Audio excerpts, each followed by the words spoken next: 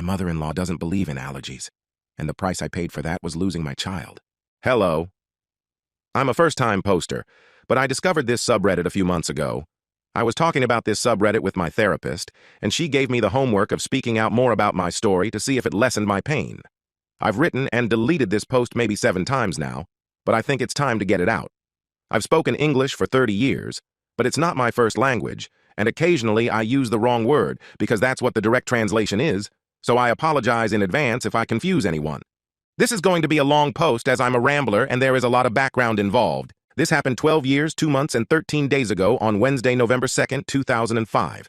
My dear husband got married in 2002 and had our son 10 months later, in the same year. In May 2004, we welcomed our twin girls. My family was beautiful. Every time I took a picture of us, we looked like the families in the stock photos you can search for. My dear husband is an engineer, and I'm a college professor. We had a nice house in the city. Our children were healthy and happy. We even had a golden retriever named Argo, as if we weren't the picture of familial happiness as is. I can no longer look at the pictures of us because it makes me too angry. When my twin girls were born, we had no issues in the hospital.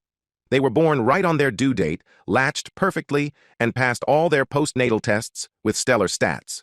When we brought them home, however, we noticed that one of the girls, let's call her OD, an older daughter, since she was a whole 4.5 minutes older than her sister, was developing a rash. I hadn't really dealt with allergies in kids since my son didn't have them, and neither did any child or adult in my entire family. I wasn't sure what it was. I thought that maybe she just had sensitive skin like me. I can't tolerate certain fabrics because I have very dry skin, and I'll often break out in rashes if my skin decides that it doesn't like something. So I stopped using fabric softener on all the clothes. I bought the nicest, most comfortable bedding and clothes. At one point, I even made her clothes myself, in the fear that maybe something in the manufacturing process was upsetting my older daughter.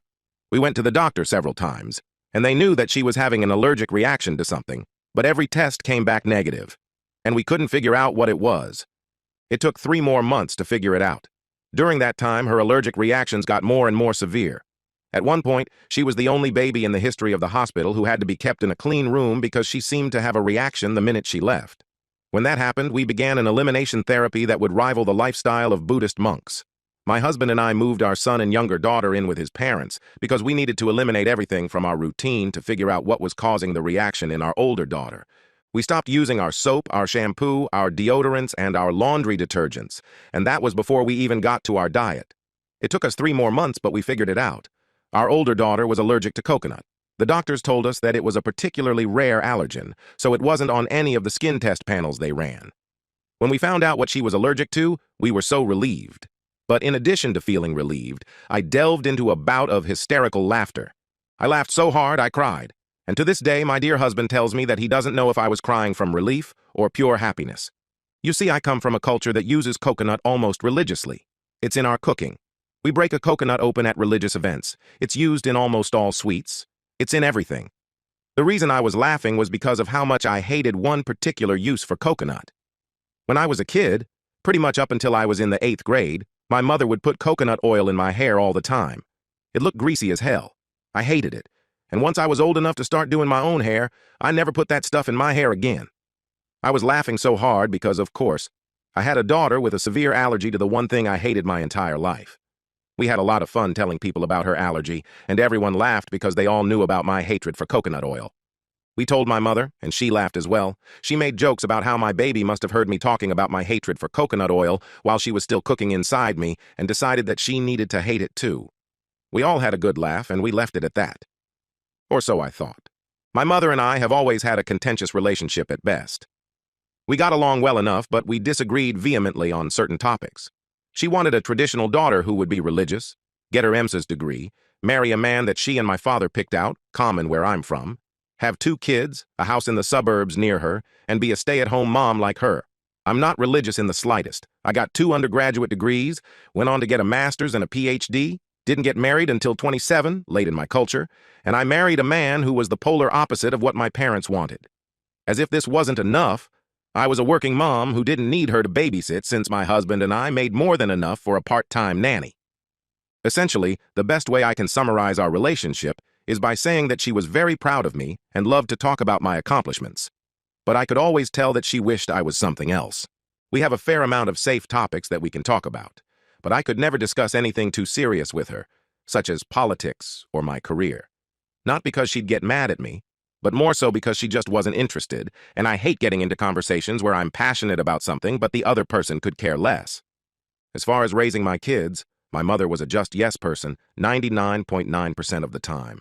She was hands-off and respected all of my decisions, even if she didn't like them sometimes.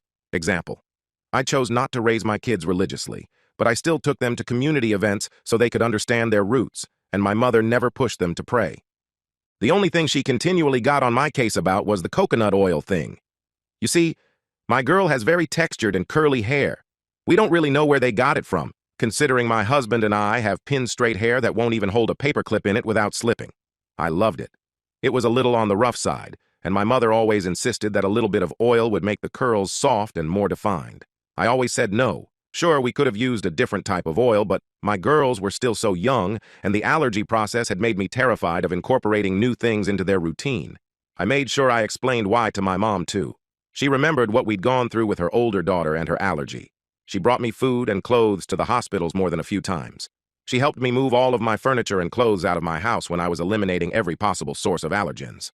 She taught me how to cook from scratch when I was eliminating certain foods from the kids' diet. She knew everything about older daughter's struggles. To this day, I cannot understand how she did what happened next. November 2nd, 2005. I was giving a midterm that day to my students, and I had to be at my research lab late that night. My dear husband was away at some conference, and our nanny was down with the flu, so she couldn't watch the kids that day. So I had my mom come take them for the day. My son was almost 3 years old, and the girls were a year and a half old. Overnight visits with my parents weren't exactly common, but they weren't unusual either. They had always come back from these visits very happy and well taken care of, so I had no second thoughts about leaving them with my parents. They spoke to me on the phone after their lunch, and then, around 5 p.m., we video chatted. The kids were all so happy and healthy. I got home around 10:30 p.m. that night and called my mom to see if the kids were up by any chance, and I could say goodnight. I missed the kids by about 20 minutes. They'd already gone to bed. So I talked to my mom for a little bit, but she's a pretty early sleeper too, so we hung up and went to bed. I woke up around 5 a.m. the next morning to go pick up my husband from the airport at 6. We were going to get breakfast together and then go pick up the kids. I picked up dear husband, and neither one of us was very hungry yet, so we thought it'd be a nice treat to pick up the kids first and go to breakfast or brunch with my parents. We got to my parents' house at 7:45 a.m. My parents weren't there. My son was at the neighbor's house and ran outside with the neighbor as soon as he saw his dad and I pull up. He was hysterical and crying, and I couldn't calm him down. My blood pressure was rising because now I'm thinking that something horrible has happened to my parents. My neighbor tells me that she isn't sure what's happening, but there was an ambulance at my parents' house at 6 a.m., and my dad had run over and woken them up to see if they could watch my son for a few hours until he got back. Of course, they'd said yes. I'm calling my parents nonstop at this point, and I'm getting frantic because I don't know what's happened. My son was still crying, but he was calmer. He still couldn't really explain to me what had happened, though. I honestly don't remember the details of what happened next, but somehow we figured out that the ambulance was from X hospital nearby, and we broke several driving laws trying to get there. We got to the hospital, pulled into the emergency entrance that was for ambulances only, left the car, and bolted inside. A few nurses took notice of us immediately and were asking us what was wrong.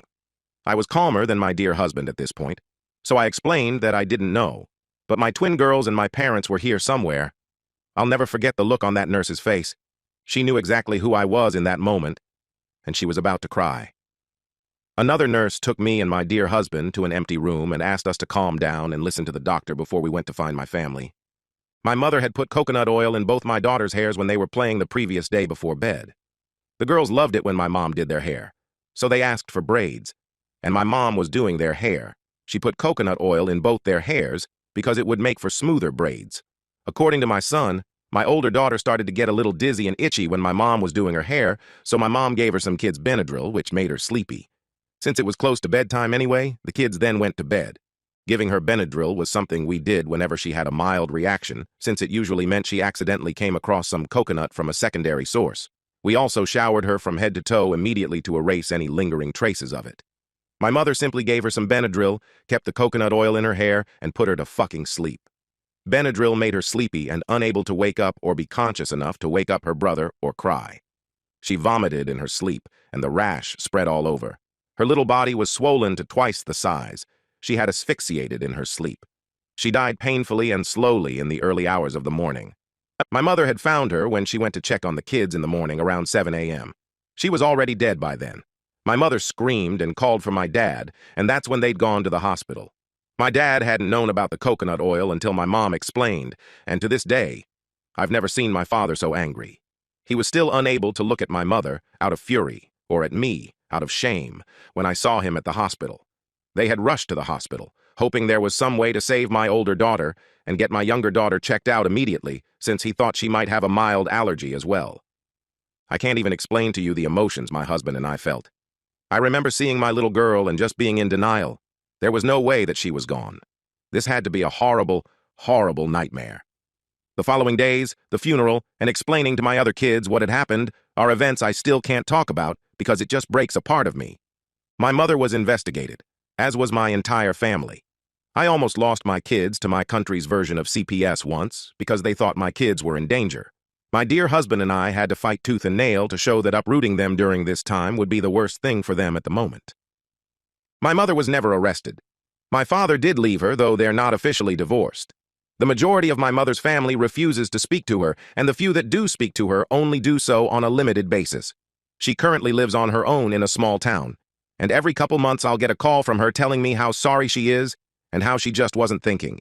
And can I please find a way to forgive her? She wants to come see me. The only thing I can find to ever say to her is, "You can come see me when you bring my daughter with you." It's been 13 years. The older son just got his license this year, and the younger daughter is going to start high school soon. Both of them are healthy, and they're turning into amazing adults, but neither one has been the same since the older daughter passed. The older son is extremely protective of the younger sister and doesn't allow anyone to breathe rudely in his presence. My younger sister used to be so bubbly and such a talkative little child, but she's quiet now. When she does speak, it takes some effort to hear her because she's so quiet. She told me a few years ago that she knows she was only a baby when it happened, but she feels incomplete all the time, like a part of her is missing. I didn't know what to say to her. If it weren't for my dear husband, I don't think I could have ever recovered from the loss of my daughter. We have helped each other through the loss. It's taken over a decade of therapy to even get to this point. I don't know what I expect to get out of typing all of this out, but I've seen how much comfort this subreddit brings other posters, so hopefully I find some of the same peace. Thank you for reading.